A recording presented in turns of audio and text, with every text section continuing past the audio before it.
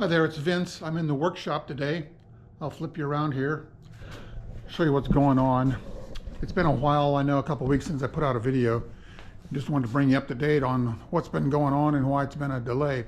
First, let's look outside. You can see that it's still snow on the ground. It's been cold. And in fact, one of my problems was for about 2 weeks I had problems with heat in my house. And earlier this week, it took 3 days, 3 different guys coming out working on my furnace until they got it so that my house wasn't 57 degrees. I was freezing. And it's fixed now, so that's behind me. So between the snow and living in a cold house and just everything else, I haven't been getting done things that I wanted to do. But I wanted to show you a couple things here in the workshop and then talk a little bit of philosophy for a minute. I sorted these boards yesterday. In the white belt sander, I've got an 80 grit paper in the machine. Got the door open here, you can see. Turn the flashlight on, maybe you can see the grit here. 80 grit, P80, so it's an 80 grit belt. And I'm going to sand all of these boards. So after they were glued up, I did sand them one time. I haven't cut them off yet, made them square yet. As you can see, it's just as glued up. Excuse me, but one thing I've learned is it's been a couple of months since I glued these up, and they've been sitting on a shelf, and a few of them had a problem. Some are worse than others. Most of them are flat. But on a table saw that has a ground surface like this table saw, it's a 3 foot by 4 foot Rockwell Delta table saw. Perfectly flat, and it's hard to do this with one hand, but this board is not too bad. But if I were to take both corners, my fingers on opposite corners and press down, I could make the board rock. And the other way to check it for out of flatness is to put a square on, and when you can see daylight underneath, you know it's not flat. So I need to re-sand about a half a dozen boards, and hopefully they'll come out flat. I sorted out a couple of boards that just are plain, I would say, rejects.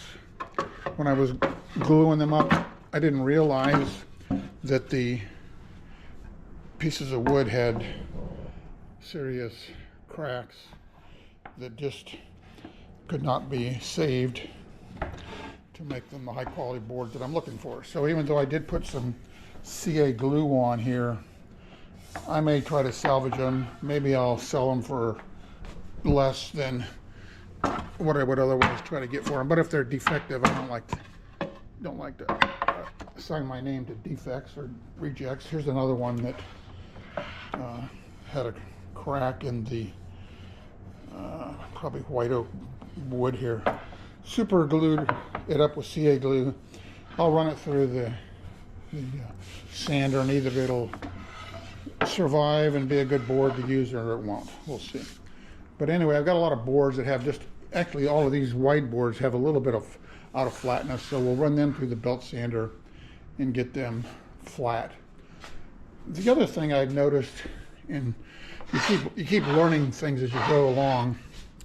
I don't know if you can see it on this board or not, but you can see how I stack boards up, and I have skylights in here, and even if I didn't, there's enough light that's coming in that the boards sometimes, this board's going to show it better, I think. There's a line here where this board was only partially covered up by a board above it, and so the natural sunlight is going to darken the wood that's exposed to the sunlight more than what's covered up. And so I've since gotten some garbage bags so that when I have wood boards in process that I haven't, completed and taken into the house to put the tung oil on, if they're out here in the workshop, if they're exposed to light unevenly, the edges are going to have this slight discoloration on some of them, and to me that's a defect I don't like. You can almost see it here maybe. There's a line down here where the light has, sunlight has darkened it somewhat. Not all of them have it, just a few, but it's still something that if I sand it, it'll take that away. Not only will I make this board flat, I'll be able to get the discoloration of the sun bleaching fixed up. So that's what I'm doing. I got a lot of work to do on these boards. I'm going to get to it now that I have heat in my house and I can live a normal life, I hope. Then I got a lot of pieces of wood that I still want to glue into boards. These will probably all be edge grain boards with the pieces of wood you see here. That's a black walnut on the bottom shelf. And then over on this rack I've got a lot of pieces of, this is cherry. Something fell off. And there's a lot more walnut, different thicknesses, different lengths. Thicknesses this way, and then also the heights are different. But I've got a lot of wood that I intend to glue up and make these edge grain cutting boards. Ultimately, though, the goal is to make end grain cutting boards. And somewhere over here, I've got my optical illusion cutting board. This is an end grain cutting board. I can't pull it out with one hand. Actually, it's wedged in here with all this. I think you can see it there.